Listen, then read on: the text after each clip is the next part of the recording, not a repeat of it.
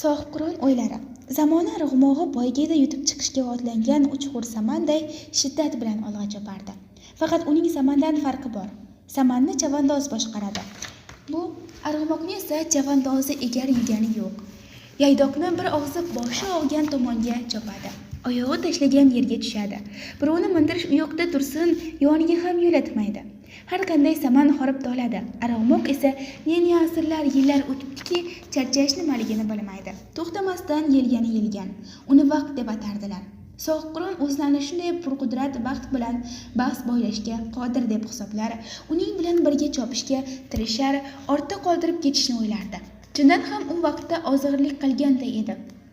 Keyingi 4 yil mobaynida baland Hindukush tog'idan oshib o'tib, Hindistonni fath ayladi. Qo'shinlarni Oqshahar tomonga yuborishga farmon qilgandan keyin Amir Temur xushmanzara Egiridir ko'li sohilida biroz istirohat etmoqchi bo'ldi. Serdaraxt joylari unga yoqib qoldi. Shimolga qarab yoyilgan Zilol suvli ko'li Xorquloqda fayzli va go'zal edi. Darhol shoshchodir tikdilar. Ipak ko'rpachalar tashlagan shovxona so'rini shundoqqina ko'lning bo'yiga olib tushdilar. Kunbotish tomonda sohildan ichkariroqda kichik malika To'kal xonimning ikki yonida esa kanizaklarning saropardalari joylashdi. 22 yoshlik kichik malika har kuni uyqudan turganlarida kanizakdan suv to'la oltinni obdastasini olib o'zi sohibqiron qo'llariga qo'yib berardi. Odatda sohibqiron saharlarda so'rdan parqu bo'lishga yonboshlagancha tong otishni kuzatardi. Oldingdagi yastanib yotgan, tiniqlashib borayotgan poyandoz shaffof ko'lga boqarkan, sohibqironning bahri dili ochilar. Baxmalrang suvlarini yoqimli rangi xirlasha boshlagan ko'zlariga quvvat bag'ishlardi.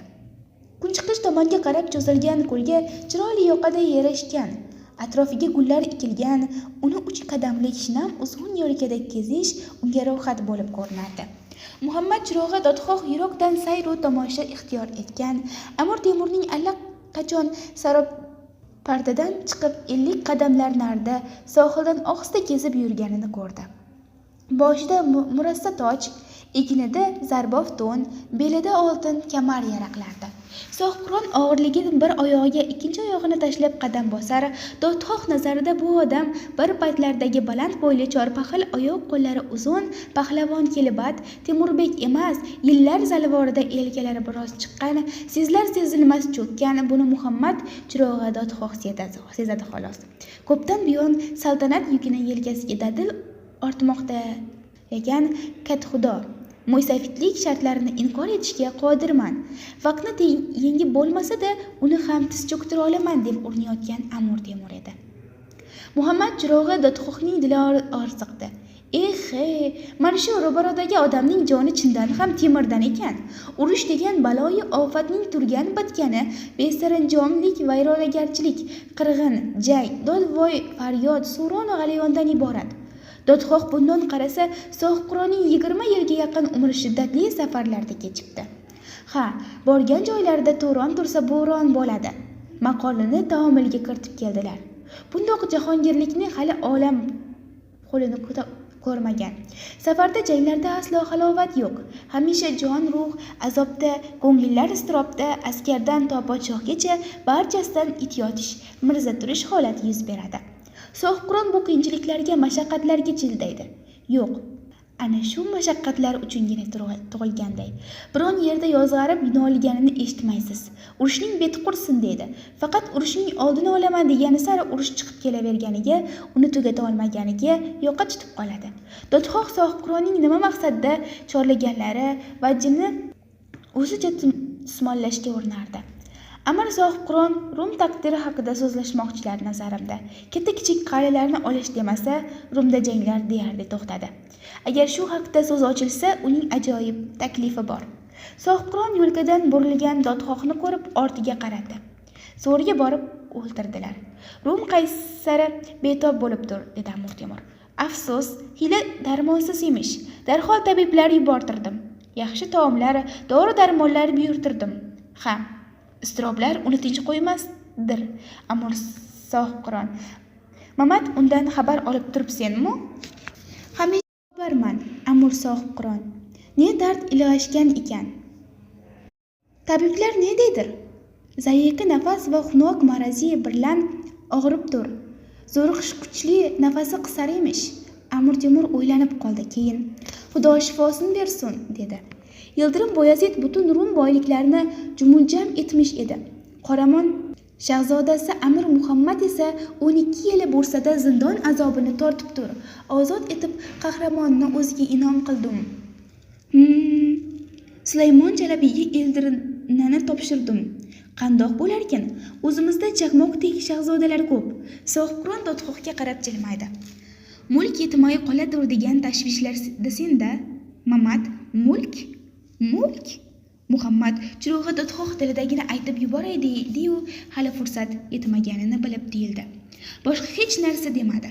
Sohibqironning bugun qandaydir qulfi dili ochilay deb turibdi shekilli. Qani, kutsinchi. Dodxoh ko'pdan Rum yurti parchalab yuborilmay, yaxlit holda saqlanib, Amirzoda Halil sultonga topshirishi lozim degan fikrni ko'ngliga tugib yurardi. Ammo buni hech kimga aytmagan. Rostdan ham Turonda shahzoda Muhammad sulton, Xurosonda Shohrux Mirzo, Rumda Halil sultonlar bu ulug' saltanatning uchpur viqor ustunlariday. Amir Sohibqiron qanotidan tursalar, uzoq yillar mamlakat dorlamon u el ulus farog'atda yashaydi. Amir Temur ko'l tomonda ko'zni oldi. Mulk dedi yana Amir Temur. Mulk Allohnikidir. Lekin uni boshqarish, obod etish biz bandalarga topshirilgan. 15 yoshlarda ekanimda padari buzrukvorim Tarag'ay Bahodirning unga Parvardigori o'zi jannatini ato etsin gapirganlari esimda. Bobolardan eshitgan men, bobolarim bobolaridan eshitgan ekanlar. Bu hikmatlar buyuk turk xoqonligida boshqargan Bumin xoqon, Istami xoqon zamonlardan nasldan naslga o'tib keladi o'g'lim degandilar ul zot. Ajdodlarimiz ulug'larning parokanda yurtini ko'rib aytgan. Ushmundoq fig'onli so'zlarni hamisha yodingda tutqil. Jabrdiyda turk bek bo'ladirgan. O'g'il bolasi bilan dushmanga qo'l bo'ldi. Suluv qiz bolasi bilan cho'ri bo'ldi. Davlat xalq eding, davlating qani? Xoqoli xalq eding, xoqoning qani? Tepangda turk osmoni, pastda turk yeri bo'lsa. Padara buzrukvorim o'sha paytlarda Turon zaminda yuz berayotgan boshboshdoqliklardan har shahar u qasabda bir hokim ekanidan, birlashish yo'qligidan dillari ozor chekib o'ksinardilar. Mana shu bechora xalqning qorinini kim to'yg'izadi deb tashvish chekardilar. Ko'rdingizmi, Mamat? Davlatli xalq ekanmiz, huquqli xalq ekanmiz. Kichikligimdan otamning o'sha alamli so'zlarini ko'nglimga o'rnashdi. O'sha davlatni barpo etishni niyat qildim. Muhammad Chirog'i Dodxoh davlat borasidagi bunday so'zlarni ilk bor eshitmoqda edi. Sohibqiron hech qachon bu haqda uni qurdim, buni tuzdim deb og'iz ochgan emas. Maqtanishni aslo yoqtirmaydi. Chindanda bu qiziq. Necha uloq farovon so'zlar. Demak, davlat tuzish fikri rahmatli ulug' bobomiz Tarag'ay Bahodir janoblariga tegishli ekanda. Yana nimadir deganlar ul tabarruk zot. Aytganlari ko'p. Davlat tuzgil, chunki davlat elni tutquvchi, qo'riqchi, millatning soqchisi, tuproqning egasi ekanini unutmag'il. Avon munoz el miskin holidan hamisha xabar olg'il, xalqning tomog'ini to'q tutgil derdilar. Faqat mol-mulkka bog'lanib qolma deb uqtirardilar. Yuqoridagi ko'z ochib ko'rganing ko'k osmonga, pastdagi ilk qadam qo'yganing qo'ng'ir yerga hamisha sadoqatli bo'l deb tayinlardilar padara buzrukvorim. Amir Temur yana ko'li uzra olis-olislarga tikildi. Sohilga yaqin yerda ko'l tepasida bir gala qushg'o'chg'on o'ynashib, goh u tomonga, goh bu tomonga, xuddi katta ko'p to'p yumalabganday uchishar, bir-biridan ajralishmas, gohi yiroqqa ketishar, goh o'tmay cho'g'lashgancha ortga qaytishardi. O'sha nasihatlarni kechagina eshitgan deyman. Ularni bir lahza ham yodimdan chiqarganim yo'q. Ajab qarasam, hash-pash deguncha payg'ambarimiz sollallohu alayhi vasallam yoshdan ham o'tib 68 yoshga qadam qo'yib turgan ekanman. Saltanat masnadiga o'ltirdim u rohat farog'at to'shagida uxlashdan voz kechdim. Tun uxlamadim, kunduz o'ltirmadim. 12 yoshimdan jahongeshtalik qismatim bo'ldi. Ranju mehnatlar tortdim, har xil tadbirlar qo'lladim, g'anim vajiblarini sindirdim, amirlar va askarlarning isyonlarini bostirdim. Ulardan achchiq so'zlari ham eshitdim, lekin sabr va bardosh etagini tutdim. O'zimni bilib bilmag'onga ko'rib ko'rmag'onga soldim. Bari bilan murosaga bordim. Ular tinchitdim, boshlarini berkitirdim. Parokanda ming yurtni birlashtirib, unga vatan deb ot qo'ydim. O'layotgan xalqni tiltirib, tarbiyat etdim. Yalang'och xalqni kiyimlik qildim, kambag'alni boyga aylantirdim, o'z xalqni ko'paytirdim. Qilich ko'tarib jang maydoniga otildim. Olamni qilich zarbi birla oldim. Dunyodan nom chiqardim. Jahongirlik rutbasiga ega bo'ldim. Turon davlatini barpo ayladim. Amir Temur biroz tin oldi. Muhammad Chiro'g'a Dodxohni dilidan esa shunday so'zlar kechdi. Bu davlat hozir yosh bolaning boshiga bir laganda 10 tilla qo'ysa, u sultoniyadan Samarqandgacha borsa bir tilla kamaydur. Barchasiga o'zim shohidman. Amir Sohibqiron adolatni mahkam tutdi. Zero kuch adolatda so'zlari o'zining ko'zida porlab turibdir. Adolatga xiyonat qilmadi. Bu borada Xudo shohid. Hatto o'z farzandlarini ham ayagani yo'q. Parvardigori olam bundoq davlat ato etdikim beadad shukr yer yuzi podsholarini mute qildi. Tizzasi bo'rni cho'kkalatdi. Haqni unga yuklagan vazifasini ado etmak maqsudi bo'ldi. Allohni bergan umrini tug'ilgan yurti Turon dovrug'ini olamga yoyishga baxshida etdi. Dunyo bir uzuq esa Samarqand Firdavsmonand dor uz saltanatni uning yoqut ko'zini aylantirdi. So'zlaringiz rostdir, jonim sizga qurbon. Amir Sohibqiron, ular ko'z qorachig'i bilan ko'zlarimiz oqiga yozsak arziydi. Barini jumlay jahon ko'tarib turibdir, dedi. Dodxoh Amir Temurdan baland so'z havosi paydo bo'lganini payqab, u ko'pdan bunday holni kuzatmagandi. Sohibqiron o'tgan umrini eslaganidan mamnun va masrur odamday favqulodda hayajon va tug'yonda chulg'andi. Halloqi bezovoliga salamno Mamat, har lahzada ulug' bobolar ruhini sezamen. Ular madadidan kuch olamen. Bari ilmning baland osmonida parvoz etib yuribdir. Barini qalbim ko'zi birlab ko'rib turamen. Kimki ularni yurak vuragidan hissetsa, o'sha tuproqning fidoyi o'g'lidir. Turon elining asli farzandidir. Ilohi bari bizga madadkor bo'lsin. Bugun Eron va Turonda jumlai jahonda bizga muxolifat tug'ini ko'targuvchi kuch yo'qdir. Bor sa'y-harakatim shariat va millat ravnaq topsin, din va da'vat dastki falaklarga yetsin deyman. Tangri taolodan umidim shulkim, agarchi gunohim ko'pdir, ammo bir jihatdan menga rahmat degaykim, zolimlarning qo'llarini mazlumlardan qisqa qilib turmen va qo'ymadimkim, mening davrimda zo'ravondim, zaif ozor yegay. Zero odamdan adl va ihson bilan obod etib turmen. Amir Temur biroz to'xtab nafas rostladi. Yodimga tushdi. Yaqinda Eron imomlarining ulug'lari yu Turon sohib ixtiyorlari, Shomning nomdor ulamolari yu Iroqning dongdor fuzolari, dars va fatvo ashablari yu zuhd u taqvo arboblari barchasini bir majlisda jam etdim. Ko'pdan o'ylab yurgan niyatimni amalga oshirdim. Barchasini dedim. O'tgan asrlar ulamolar hukmdorlarga ezgulik va adolat bobida yo'l yo'riqlar aytib, yaxshi kengashlar berganlar. Nomunosib harakatni man etganlar. Sizlar nega hech javob qilmaysizlar? Va bajarishim vojib va lozim yumushlarni menga aytmaydursizlar. To'g'rilik bir ulamo dedi. Tangriga sanolarki, Sohibqiron hazratlarining o'zlari hammamizga to'g'ri yo'l ko'rsatadilar. Bizlarga o'xshagan o'zi shunday so'zga muhtojlar, nasihatlarga aslo ehtiyojlari yo'qdir. Darhol unga e'tiroz bildirdim. Sha'rimga tahsinlar aytishingiz mijozim. Kishining tabiatiga muvofiq xushomad so'zlarini nisor aylashingiz menga xush kelmaydir. Yaratgan egam bizga shundoq shavkat va ulug'lik ato etdiki, u har xil takalluflarga ehtiyojmand emasdir. Bas, hech nimani yashirmay, ko'nglingizdagilarni ro'y-rost aytingizlar. Shundan so'ng barchasi dillarini ochib, mamlakat ahvolidan ko'rgan bilganlarimni so'zladilar.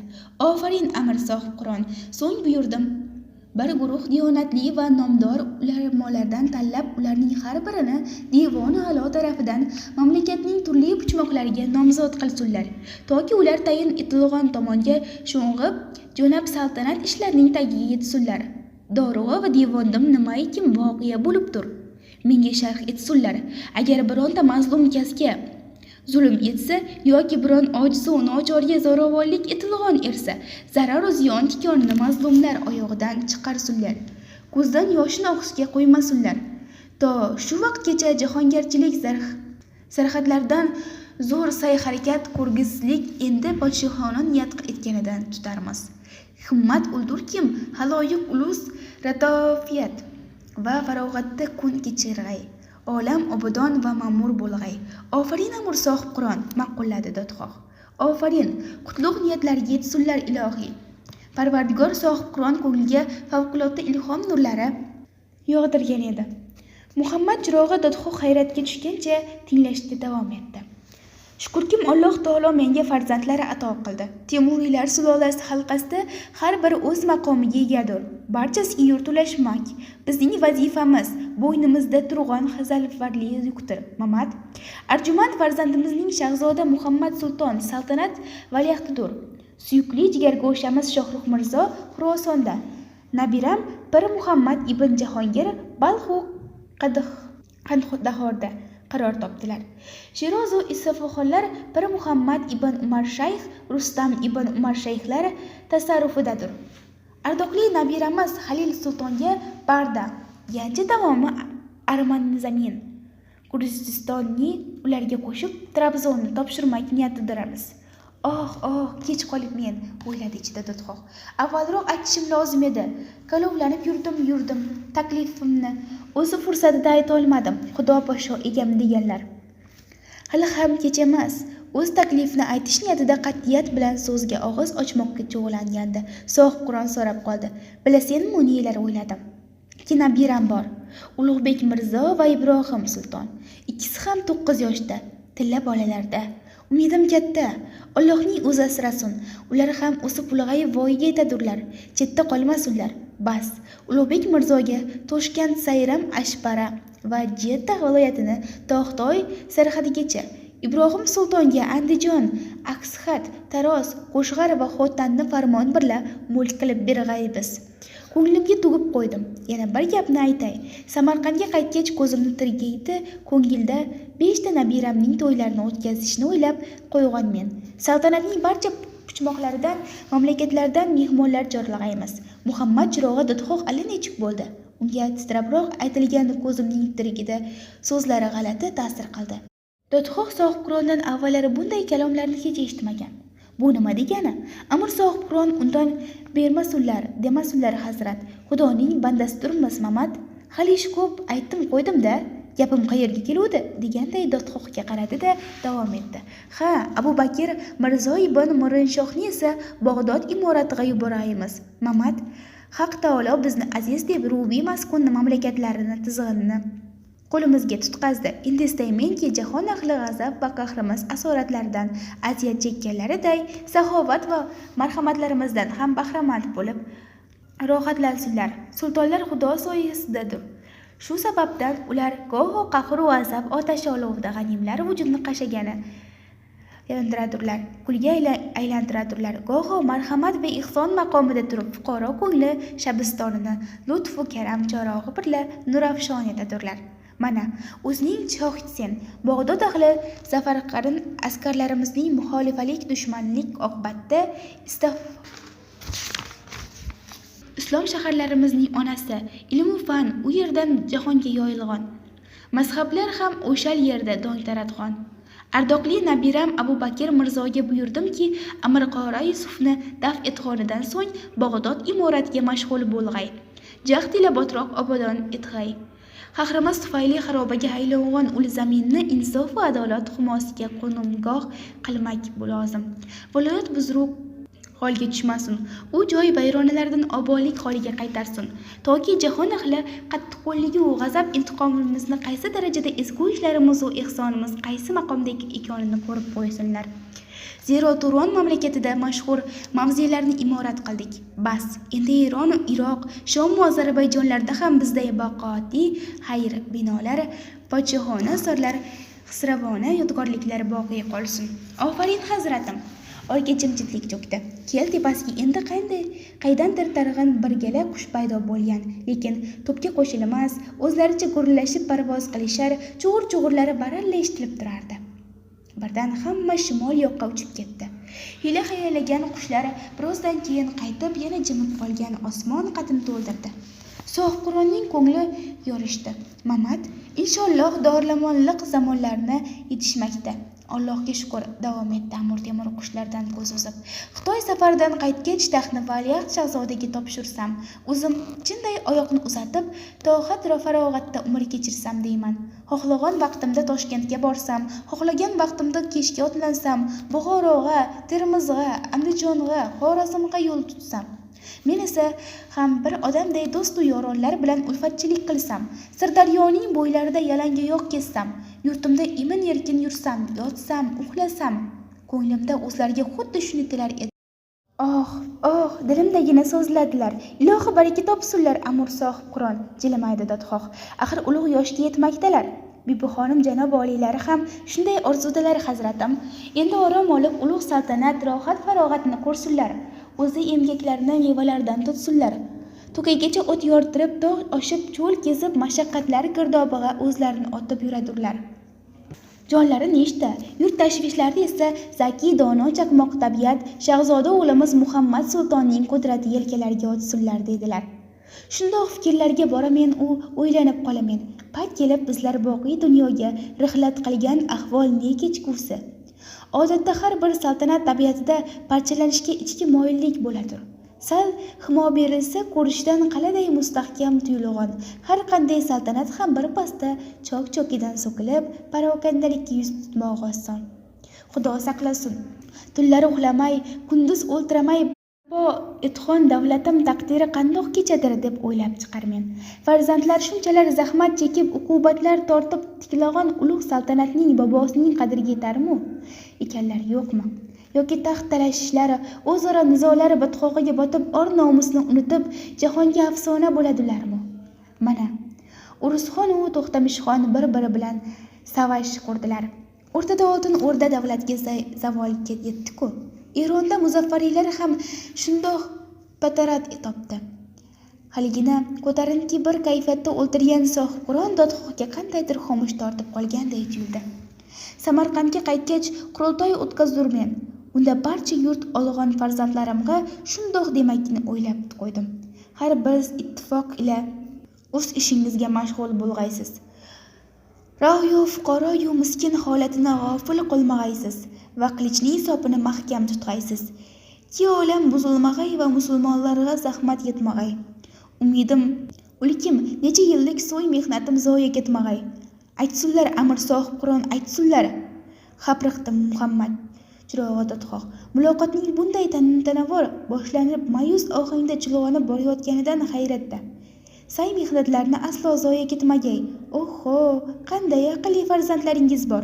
Shohrux Mirzo, Halil Sulton, Abu Bakr Mirzo, Ulug'bek Mirzo, ammo baxtimiz dastavval Jahon Amirzodasi, saltanat chamanining ardoqli guli, zamoni bahadiri, aqlli va pahlavon valiahd shahzoda Muhammad Sultondir. Bosgan qadamida yer titraydi, tog'lar sado beradi. Aytgan so'zlarida ko'ngillar obod, farishtalar mamnun. Uni Ashbaraga yuborsangiz, Samarqandda ishonib topshirganingiz, mana endi Xuloqurxon taxtini inom etganingiz, ayniqsa Rum fathi uning nomiga bitilgan nur ustiga a'lo nur bo'ladi. Ilohi aytxoning kelsin. Sohib Qur'onning chehrasi biroz ochildi. Valiahd shahzoda nomi aytilgan, hamisha uning ko'ngli yashnab ketardi. Eronda edi, shekilli qaysidir shaharda bir nokasning unga pichoq urgani eshitganida, to shahzodaning 4 muchchasi sog' ekani haqida aniq xabar olmaguncha, ko'zi ko'zga tushmaguncha o'zini qayerda qo'yarini bilmagandi. Bir kuni bahor, Navro'z bir qurg'on pallalar edi. Mamat Misr qishlog'i yonida bog' davlat bodug'a borayotgandim. Qishloqqa kirishda tomorqada ishtiyoq bilan egilib bukilib daraxt o'tkazayotgandim. Munkayib qolgan bir cho'lga ko'zim tushdi. U 80 yoshlarda edi. Bobo dedim salomdan keyin. Yoshingiz bir joyga yetib tur. Xudo umr ato etsin. Ammo ekayotgan daraxtingiz mevasidan totib ko'rish uchun 5-6 yil kerak bo'ladi-ku.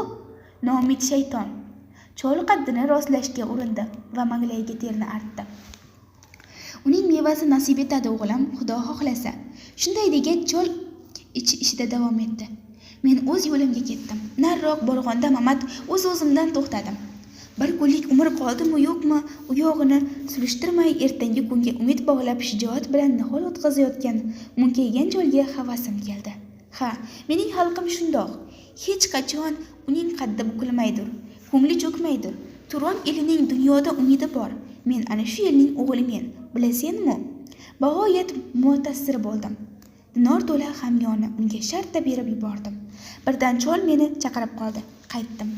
U salmoqlab hamyonni ko'rsatarkan kulib dedi: "Ikiyotg'on, daraxtingiz mevasidan totish uchun 5-6 yil kerak degan edilar. Mana daraxtim ekib boq mevasini totib turibman. Xudoga shukr. Qoyili, donishmand chol ekan." Ha, donishmandlar donishmanddek. O'sha oqsoqol bobo, Tosh taxtimning yagona vorisi, Valiahd shahzoda Muhammad Sulton ham ekan niholimdir, dedi Amir Temur sho'ng'ib yeb. Men ham o'sha choldek niholim mevasidan bahramand bo'lib turibmen. Xudo xohlashi shahzodam purviqor chinorday ildiz yozib, uzoq yillar Turon yurtimni emin omonlikda saqlag'ay. Allohim unga e'timodimni barqaror qilg'il. Ilohi barqaror qilg'il, takrorladi Dodxoh ham. Ular duoga qo'l ko'tardilar.